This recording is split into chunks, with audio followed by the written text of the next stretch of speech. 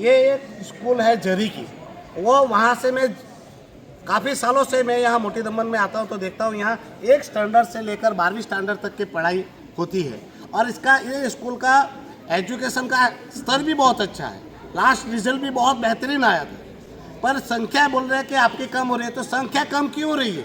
वो प्रशासन की बेदरकारी की वजह से हो रही है। और आज इनको कहा जा रहा है, पहले दाखिले दिए गए, दाखिले देने के बाद इन बच्चों को बोला जा रहा है कि यहाँ से 5-7 किलोमीटर दूर कच्चीगाम जाओ। બધું આવેલું છે કે બહાર છે એ છે ટ્રાફિક છે એનાથી જ્યાદા પ્રોબ્લેમ ઘણો થવાનો હોય અને છોકરાઓ 4:30 વાગે છૂટે સાંજનો સમય એટલે ને એવું છે કે છોકરાઓ એ સમય અચ્છા તે સમય કંપનીના અને હા એ સમય છૂટવાનો સમય અને ત્યાંથી છોકરાઓ ના આવે એટલે ત્યાં હું બધા ટેન્ક સુર આ તે બધું રહે અને ટ્રાફિક બી રહેવાનું છોકરાઓ અહીંયાના વાલીઓ ઘરે કોઈને ઘરે તો બાઇક ને એવું તો હોય જ નહીં, बाइक लेने भी क्या जाना रास्ता में पहले ट्रैफिक वाला के पकड़े। संख्या बढ़ाने का प्रयास, क्या इनको हमने बोला था कि ये दाखिला देने से पहले कि भाई यहाँ स्कूल नहीं पढ़ाई जाएगी, इसको स्कूल को कच्चीगाम भेजना पड़ेगा, ऐसा आपने इन बच्चों को दाखिला देने से पहले बोला था? हाँ? तो ये लोग उस हिसाब से दाखिला लेते। अब आपने दाखिला दे दिया, इन्होंने दाखिला यहाँ क्यों लिया? क्योंकि यहाँ ही बच्चे पढ़ेंगे करके। अब आप अचानक दाखिला हो गया, सारे स्कूलों में दाखिले फुल हो गए, फिर आप बोल रहे हो कि कच्चीगाम जाना है। अब कच्चीगाम जाने में इनको दिक्कत नहीं है, पर ये सब बच्चियाँ हैं, इसमें ज़्यादा से ज़्यादा लड़कियाँ हैं। कल को कुछ भी हो गया तो आप लोग गारंटी लोगे कि इन बच्चों की सेफ्टी का जो है वो आपका डायरेक्टर या सेक्रेटरी लिख के देगा कि इन बच्ची के साथ कुछ भी हुआ तो उसकी जिम्मेवारी वो लेंगे? ये आदिवासी बच्चे हैं और इनके अब पेरेंट्स की बात भी सही है, इनके पास किसी के पास व्हीकल नहीं है। अब ये बच्चे व्हीकल लेके भी गए तो पुलिस पकड़ेगी। यहाँ तो गांव से तो पैदल आ जाते थे ये लोग। जो एज्युकेशनની પોલિસી છે એમાં શા માટે બદલાઈ રહ્યું છે? તમે આવવાના, નક્કી કરવાના, ટીચર કપડા પહેરાવો, તમે આવવાના, કાલથી સ્કૂલ સવારે 7 વાગે, કાલથી આવવાના 10 વાગે, કાલથી આ કરો। તમને જે દિલ્હીમાંથી જે મગજમાં ખુમાર હોય તે લઈને આવવાના ને મારા પર થૂપી બેહાડવાના, રોજ નવા ફતવા બહાર પાડવાના। ये स्कूल है, ये क्या अड्डा बना रखा है?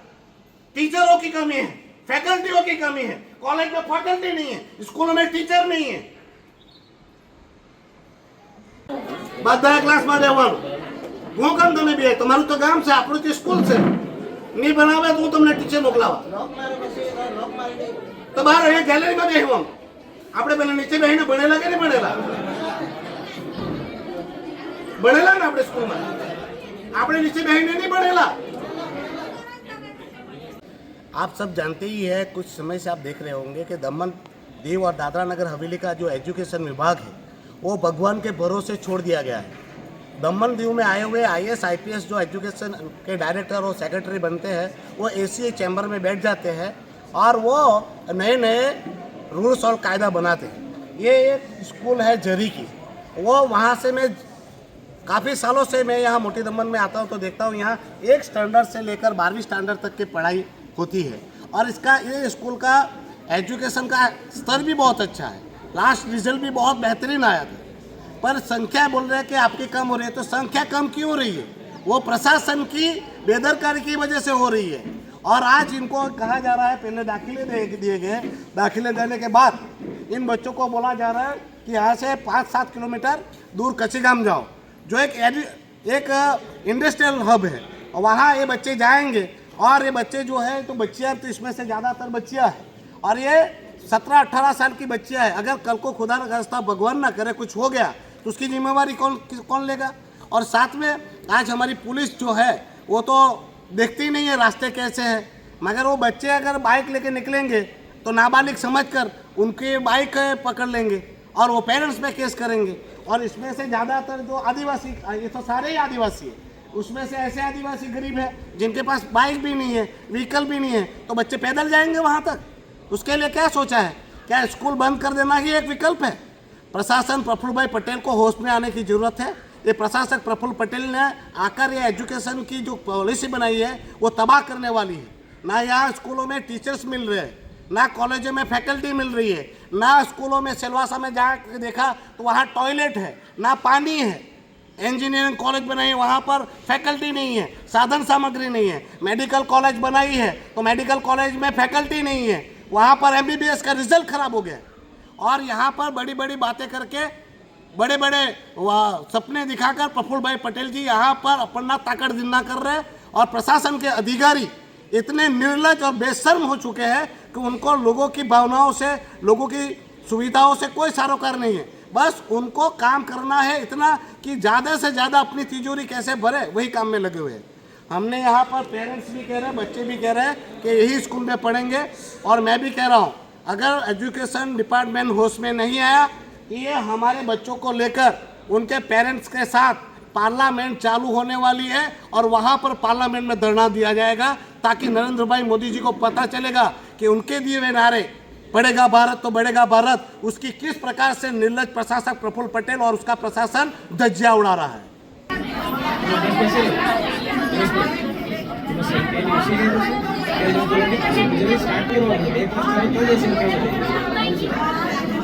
अच्छा પછી કોઈના કાથી વધવાના એડમિશન યા કરતા યા કાં વધવાના છે તો ધીરે બધા ક્લાસમાં રહેવાનું। હું કામ તમે બે, તમારું તો ગામ છે, આપણું તો સ્કૂલ છે। નહીં બનાવે તો હું તમને ટીચર મોકલાવા। લોક મારે પછી લોક મારી તો બહાર અહીંયા ગેલેરીમાં બેસવું, આપણે પેલા નીચે બેસીને ભણેલા કે નહીં ભણેલા? ભણેલા ને આપણે સ્કૂલમાં, આપણે નીચે બેસીને નહીં ભણેલા। બધું આવેલું છે કે બહાર છે, એ છે, ટ્રાફિક છે, એનાથી જ્યાદા પ્રોબ્લેમ ઘણો થવાનો છે। અને છોકરાઓ 4:30 વાગે છૂટે સાંજનો સમય, એટલે ને એવું છે કે છોકરાઓ એ સમય અચ્છા તે સમય કંપનીના અને હા એ સમય છૂટવાનો સમય અને ત્યાંથી છોકરાઓ ના આવે, એટલે ત્યાં હું બધા ડ્રિંક્સ આ તે બધું રહે જ અને ટ્રાફિક બી રહેવાનું। છોકરાઓ અહીંયાના વાલીઓ ઘરે કોઈને ઘરે તો બાઇક ને એવું તો હોય જ ને, બાઇક લઈને બી ત્યાં જવાના, રસ્તામાં પેલો ટ્રાફિક વાળા કે એ પકડે, હેલ્મેટ નહીં મળે, આ નહીં મળે, તે મળે, તો એનું નાના છોકરા લાયસન્સ જોઈએ, તો એને માટે વાલી લોકોને પાછો પનિશમેન્ટ આપવાનું, એનું શું છે આ બધા પ્રોબ્લેમ થવાનો, એને લીધે ત્યાં ના પાડે। તો અહીંના છોકરાને જો ત્યાં શિફ્ટ કરવામાં આવે તો છોકરાની સંખ્યા બી વધે, તો તે પ્રમાણે એ લોકોને સુવિધા કમ્પ્યુટર વગેરે કેવી કે સગવડ પણ આપી શકે એમ। તો અમારું કહેવું એવું છે કે અહીંયા છોકરાની સંખ્યા ઓછી છે તો ત્યાંથી અહીંયાને બોલાવી શકે, અહીંથી છોકરાને કેમ ત્યાં મોકલાવવું જોઈએ? એટલે છોકરાએ તો સુવિધા આપશે, બાકી આમ સુવિધા નહીં આપે। છોકરાની સંખ્યા વધારે હોય તો તેમને સુવિધા મળશે ને આમ ઓછો તો સુવિધા નહીં આપે, તો તેમને સુવિધાની જરૂર નથી, જરૂર છે જ ને જરૂર પડવાની જ છે। તો અમે એ જ માનતા કે અહીં તમે સ્કૂલ ચાલુ રાખો અને જે કાંઈ સુવિધા છોકરાઓને આપવાની તે તમે આપો ને ભણાવો, રિઝલ્ટ તો સારું છે જ ને, ઘણા વર્ષોમાં ફરક પણ પડ્યો છે એ સાહેબે કીધેલું। તો પછી અમારે तो रिजल्ट સાથે છોકરાને બી જોવાનું છે ભણતર। ये उसका जवाब पूरा दे, हाँ कैमरा इसलिए रखना है कि कल को कोई लबात न हो। मैं तुमने काई प्रॉब्लम से दिखे हो, प्रॉब्लम उसे बोलो बता। પહેલા ધોરણથી એ લોકો ભણેલા છે, 12મા સુધી તો અહીં જ ભણે તો સ્કૂલનો રિઝલ્ટ બી સારું આવે ને છોકરા લોકો બરાબર અહીંથી ભણીને જાય તો સારું। અમારે બીજી સ્કૂલમાં નહીં મોકલાવું। આપણે મેસેજ આવે 30 તારીખે 30 જૂને કંઈ મેસેજ આવેલા રાત્રે કે તમારે કચીકા મોકલ્યા પણ છે, એ લોકોએ આગળ કહેવું છે ને 11માંથી કે 11માંથી તમે આગળ મોકલાવો, તો 12મામાં આવીને પછી આવું કહે તેની ચાલે ને। અમારે આ બીજે કંઈ નહીં મોકલવાનું, અમારે આ સ્કૂલમાં જ મૂકવાનું છે, 12મું ધોરણ જ પૂરું કરાવવાનું છે। सर अब बताओ क्या क्या कारण क्या है, मतलब बता दीजिए ना कारण क्या है, यहाँ से स्कूल वहाँ भेजने का कारण क्या है? डायरेक्टर भी समझाया, सब कुछ समझाया, मैं ये बता दूंगा आपका सर। हाँ अरे बता दो ना इसमें क्या है? नहीं, मुझे आज मीटिंग में क्या बोला था वही बोलो ना, आपको लीगल कारण बताइए ना, लीगल कारण क्या है, लीगल कारण बताना आपको। डायरेक्टर समझा के चला गया तो 10 तारीख आया था सब डायरेक्टर क्या बोला, डायरेक्टर क्या क्यों गई हो? डायरेक्टर तो आधा मतलब 1 घंटा में समझाया क्यों काय गई हो, डायरेक्टर काय गई हो? એ તો છે ડાયરેક્ટરે એવું કહી ગયો કે આપણે છોકરા ઓછા છે અને છોકરા ઓછા છે એટલે શિફ્ટ ત્યાં કરવા માટે અહીંયા ઓછા છોકરા લોકો વીવી તો છે 20 ને એવા તો છે બીજા કેટલા જોઈએ કચીકામાં બી ઓછા છે કચ્છીગામમાં કેટલા કચીકામાં 2-4 વધારે છે એના. અચ્છા. હા તો પણ ક્લાસ તમે ચાલુ કરવાનો વાંધો કઈ છે ટીચર છે કે નહીં છે આપણા પાસે? ટીચર છે રિઝલ્ટ ક્લાસ છે તો તમે ટીચર એપોઇન્ટ કરો ને તમે બધી જગ્યાએ ક્લાસને બધા મર્જ કરી નાખો ને તે થોડું ચાલે છે. સર અહીંયાનું રિઝલ્ટ જો બરાબર ખરાબ આવતો હોય તો આપણે ટીચર શીખ કરીએ બરાબર અહીંયાનું રિઝલ્ટ બી સારું છે ટીચર બી સારા છે ત્યાં છોકરાઓનું સારું એમ संख्या बढ़ाने का प्रयास क्या इनको हमने बोला था कि ये दाखिला देने से पहले कि भाई यहाँ स्कूल नहीं पढ़ाई जाएगी इसको स्कूल को कच्चीगाम भेजना पड़ेगा ऐसा आपने इन बच्चों को दाखिला देने से पहले बोला था? हाँ? तो ये लोग उस हिसाब से दाखिला लेते. अब आपने दाखिला दे दिया इन्होंने दाखिला यहाँ क्यों लिया क्योंकि यहाँ ही बच्चे पढ़ेंगे करके. अब आप अचानक दाखिला बाखिला हो गया सारी स्कूलों में दाखिले फुल हो गए फिर आप बोल रहे हो कि कच्चीगाम जाना है. अब कच्चीगाम जाने में इनको दिक्कत नहीं है पर ये सब बच्चियां हैं इसमें ज़्यादा से ज़्यादा लड़कियां हैं. कल को कुछ भी हो गया तो आप लोग गारंटी लोगे कि इन बच्चों की सेफ्टी का जो है वो आपका डायरेक्टर या सेक्रेटरी लिख के देगा कि इन बच्ची के साथ कुछ भी हुआ तो उसकी जिम्मेवारी वो लेंगे. ये आदिवासी बच्चे हैं और इनके अब पेरेंट्स की बात भी सही है इनके पास किसी के पास व्हीकल नहीं है. अब ये बच्चे व्हीकल लेके भी गए तो पुलिस पकड़ेगी.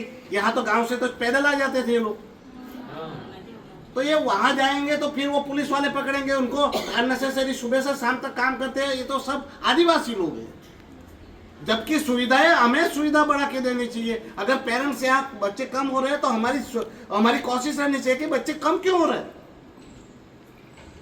आज आप सभी जगह पे स्कूल को मर्ज करके या तो अंग्रेजी थोप रहे हो या तो वो कर रहे हो तो क्लास मर्ज करके ये कोई गाइडलाइन है कि नहीं धराधर कुछ गाइडलाइन है हमारे देश की हमारी शिक्षा प्रणाली की गाइडलाइन है. आप अचानक उठ के कल रात को सपना आता है एजुकेशन को कि भाई ये नहीं चलेगा ये चलाएंगे तो क्या मन मर्जी चलेगी? वो नहीं चलेगा सर ये बिल्कुल नहीं चलेगा. ये बिल्कुल नहीं चलेगा. ये हमारे बच्चे हैं हमारा स्कूल है हमारा प्रदेश है और हमारे प्रदेश में हमारे बच्चों को हमारे लोगों को क्या सुविधा चाहिए उस हिसाब से काम करना पड़ेगा. ये अधिकारी IAS IPS दानिश आते हैं 2-2 साल 3-3 साल वो मौज मस्ती से रहते हैं 5-5 गाड़ियां यूज करते हैं बंगले में रहते हैं उनको क्या पता है. आज वो वहां पर सिलवास में मैं देख के वहां बड़ा बड़ा इंफ्रास्ट्रक्चर बना दिया टॉयलेट नहीं है. अभी इनको ये बोल रहे हैं कि 50 बच्चे होंगे तो ही सुविधा देंगे. क्या सुविधा की कमी है मुझे बताइए आप. वो सारी सुविधा मैं देता हूँ MP फंड से जो भी चाहिए आप मुझे बताइए. जो भी हमारे बच्चों के लिए पढ़ने के लिए जो भी सुविधाएं चाहिए मुझे आप बताइए. मैं आपको वादा करके जाता हूँ 3 महीने के अंदर वो सारी फैसिलिटी मैं यहाँ क्रिएट करके दूंगा. पैसे की कोई कमी नहीं है. जब तक मैं हूँ आप मुझे बताइए कौन सी सुविधा की कमी है क्या चीजें चाहिए वो सारी चीजें मैं दूंगा. पर ये नहीं चलेगा कि आप हम पे ऑर्डर थोपे. आपके सेक्रेटरी को और आपके एजुकेशन डायरेक्टर को बोल दीजिएगा सांसद बोल के गया है नहीं तो इन सब बच्चों को लेके जाके मैं पार्लियामेंट के सामने बिठा दूंगा. ऐसे बढ़ेगा और बढ़ेगा भारत. हाँ ये बच्चों को आप गुलामों की तरह ट्रीट कर रहे हैं. અહીંથી જો આ સ્કૂલનું સેન્ટર બદલ્યું નામાંથી એક બી બચ્ચાને દીકરીને કોઈ બી ને કઈ બી થયું તો તેની જવાબદારી એજ્યુકેશનના સચિવ એજ્યુકેશનના ડાયરેક્ટર અને રાજેશજીની રહેશે બરાબર. અને આ બાળકોને ભણવામાં એક બી બાળકે સ્કૂલ છોડ્યું તો તેની જવાબદારી બી આ 3-3ની રહેશે. આ બાળકોને કોઈને અકસ્માત થયો કે કોઈ બી ઘટના ઘટી તો તેના જવાબદાર બી આ લોકો જ રહેશે બરાબર છે ને. આ જે સ્કૂલ છે તેના સ્પેસિફિક કારણ બી અમને જોયું છે કે શા માટે અહીંયાથી થઈ રહ્યું છે ને કઈ અસુવિધા અહીંયા નથી સુવિધાઓ નથી તેનું બી કારણ અમને સ્પેસિફિક જોયું છે બરાબર.